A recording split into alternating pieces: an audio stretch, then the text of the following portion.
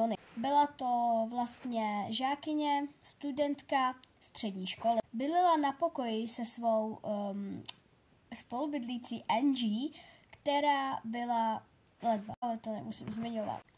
Byli teda spolu na koleji a oni dlouhou dobu se nic s panenkou nedělo. Donna měla ze své panenky radost, ovšem potom se začaly dít velice divné věci. Panenka se například pohybovala z místa na místo, kde předtím jí Donna nedala a ani Angie. Například byla na stole, ji posadila na stůl a Annabelle byla za chvilku na židli. Borka tam prostě seděla. Donna a Angie si potom všimli divné chování Annabelle a říkali si, že to nejspíš nebude jako nic zvláštního, že prostě ji tam položili a pak na to zapomněli. Jenomže potom začala Annabelle psát různý vzkazy krví. A hadrová panenka asi nebude mít úplně jako krev. Takže už zavolali média. Média jim ale nepomohly a tak zavolali vyšetřovatele. A to Eda a Lorraine Warrenovi.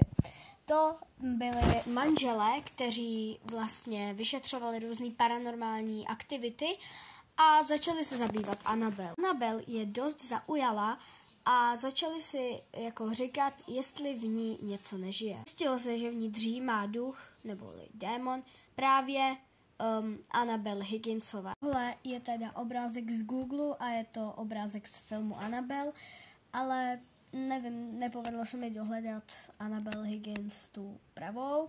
Nikdo neví, jak vypadá rodina, ji nechce jako zveřejňovat, chápu. A takže tak.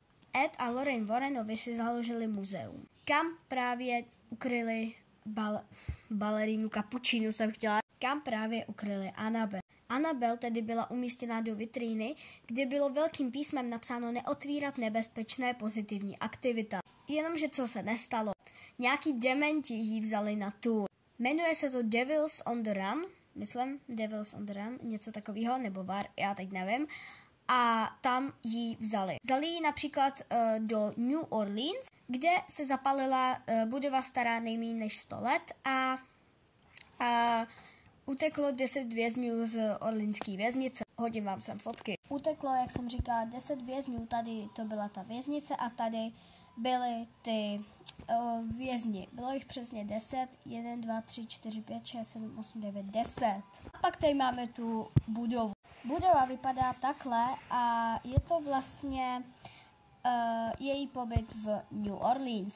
Borka se ztratila v ten den, kdy uhořela ta budova a kdy utekly ty vězni. Teďkonc je Annabelle plný TikTok, já mám přeplněný TikTok Annabelle a bojím se, kdy dorazí k nám do Česka. Smore, já jsem Annabelle a jdu k vám sorry, nikdy nezešměšňujte panenku, která má v sobě ďábla.